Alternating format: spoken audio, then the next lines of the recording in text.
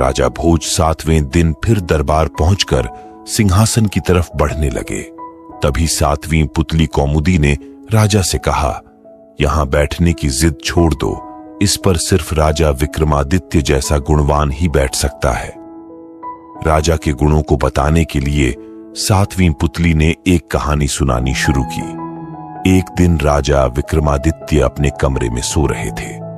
आधी रात में उन्हें रोने की आवाज सुनाई दी। इस आवाज को सुनकर राजा बाहर निकले। जैसे ही वह क्षिप्रा के तट पर पहुंचे तो उन्होंने देखा कि एक महिला जोर जोर से रो रही है। वो उससे उसके रोने का कारण पूछने लगे।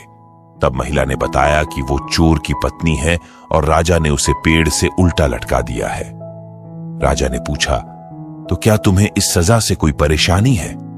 उसने कहा, सजा के फैसले से कोई परेशानी नहीं है, लेकिन यह बात बुरी लग रही है कि मेरा पति भूखा प्यासा उल्टा लटका हुआ है।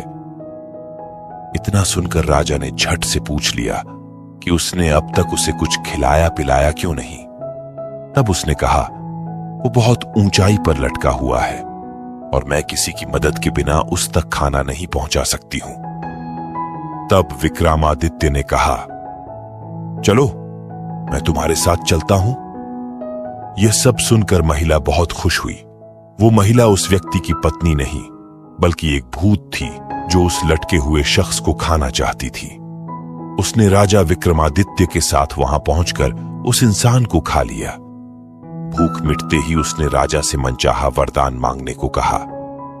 तब नरेश विक्रमादित्य ने उससे अन्नपूर्णा पात्र मांगते हुए कहा कि इससे उनकी प्रजा का भला होगा।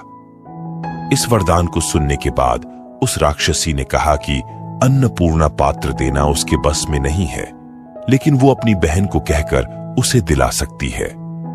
वह राक्षसी अपनी बहन के पास पहुंची और सारी बात बताते हुए उससे अन्नपूर्णा पात्र मांगा।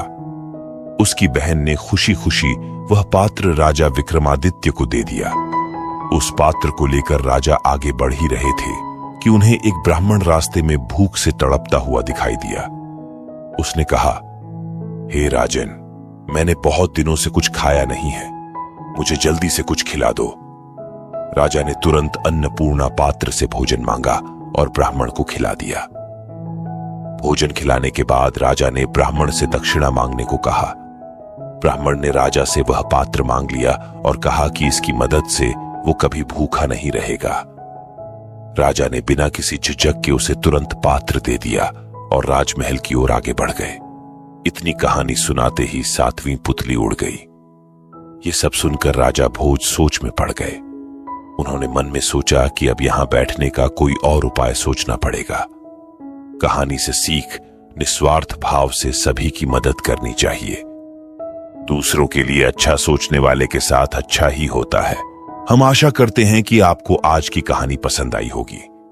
ऐसी ही और कहानियां सुनने के लिए वीडियो को लाइक और शेयर करें और चैनल को सब्सक्राइब करें। मिलते हैं कल की वीडियो में। अब कल सुनते हैं अगली पुतली क्या कहती है राजा भोज से।